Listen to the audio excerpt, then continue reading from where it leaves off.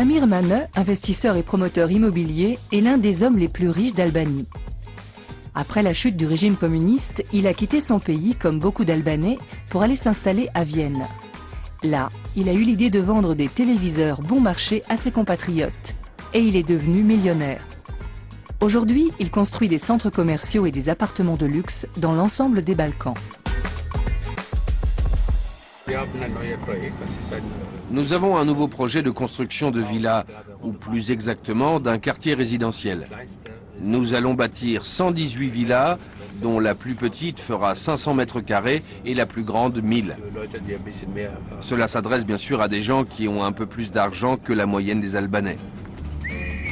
Samir désigne par là des gens de sa classe sociale.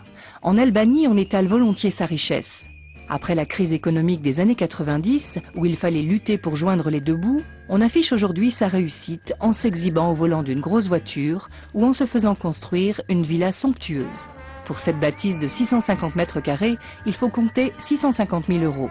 Une somme que peu d'Albanais sont à même de débourser. Pourtant, Samir a déjà vendu la plupart de ses villas à des hommes politiques et à des chefs d'entreprise. Lui-même envisage de s'installer dans le quartier.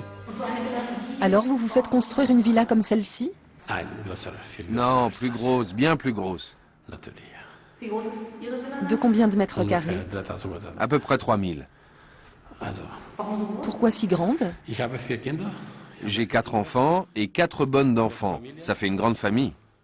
Et puis, je peux me le permettre.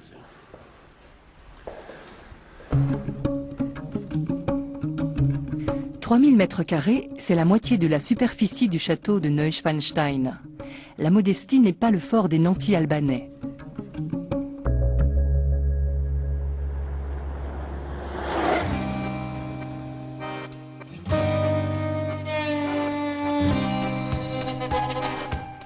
Nous avons le choix. Le premier café là est à moi, celui d'après aussi, et encore celui d'après. Celui qui est dans l'angle aussi. Dans un rayon de 200 mètres, Yann possède un total de 10 restaurants, cafés et bars. Il a ouvert le premier il y a 15 ans et ensuite tout est allé très vite.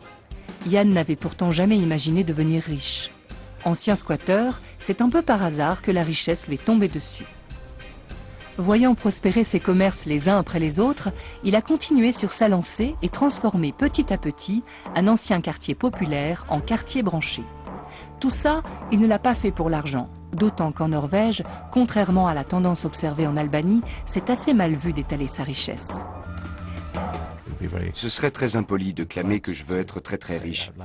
Ici, tout le monde aime l'idée de pouvoir rencontrer le roi dans le tramway et le premier ministre dans la rue. D'ailleurs, je l'ai croisé l'autre jour. En Norvège, on aime à penser qu'on est tous au même niveau. On est pour une société égalitaire. Yann n'a pas de voiture et s'habille sobrement. Quant à sa mère, elle se plaît dans son petit appartement. Tous deux préfèrent mener une vie confortable, en toute modestie.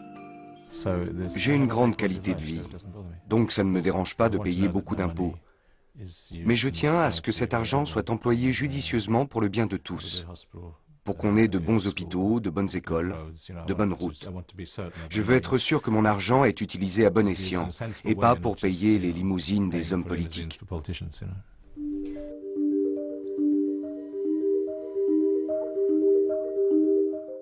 On a tous une responsabilité vis-à-vis de la société. Il faut payer des impôts pour sauvegarder et améliorer le système social. D'ailleurs, sur Internet, on peut voir ce que chacun paie comme impôt. Et ça ne semble déranger personne. Selon Yann, c'est important pour maintenir un bon climat social. On a un véritable filet de sécurité. La société fonctionne tellement bien qu'il faudrait vraiment que je tombe de haut pour me faire mal. Je ne m'en fais donc pas pour ça.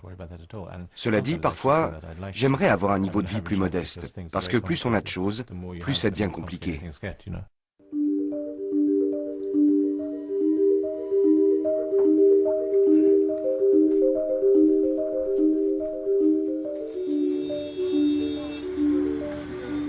En Albanie, personne ne tiendrait ce genre de discours.